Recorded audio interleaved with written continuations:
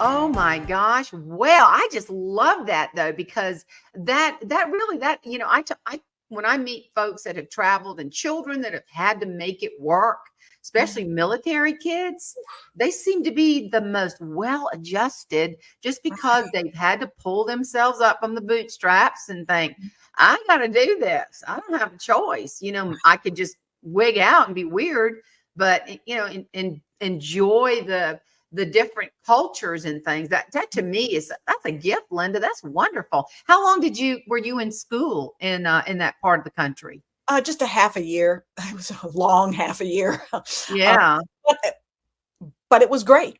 To this day, I remember it was a literature class, and I'll never forget this. It just makes my heart swell when I think about it. We were studying Elizabeth Barrett Browning, and the teacher said, "Does anybody want to read her poem, How Do I Love Thee?"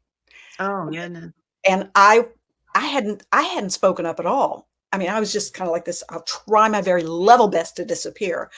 But theater is my thing, and poetry is my thing, and I love that. And I just couldn't bear not putting my hand up. So just before she moved on, because nobody said yes, I went, and she went, "Oh, okay."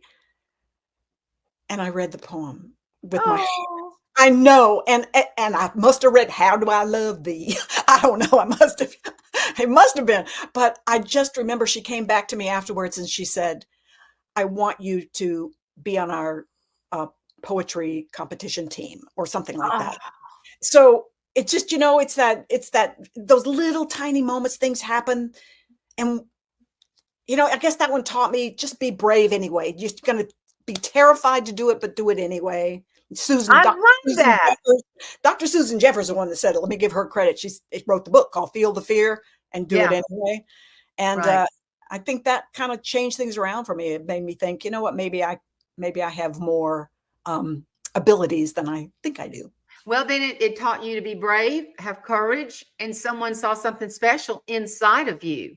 Yeah. That you used to build a career on. That, the first time somebody sees that inside of you that you hope people see, it's so exciting. And Al Walker was talking about that in high school. One of his teachers said, "I need to see you after class." And him going, "Well, I'm in trouble." And they said, "You should do professional speaking or radio with that." Al has that voice.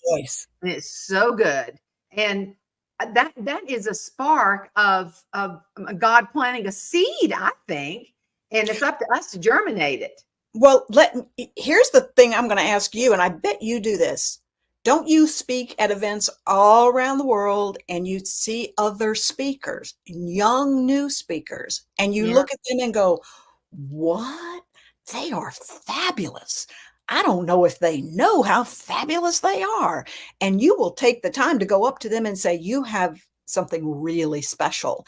And I think that's what his teacher did. Al's teacher did for him. And I'm sure that's what you do when you see young people. I do too. Oh yeah. And, I think it's important for us to pass the baton.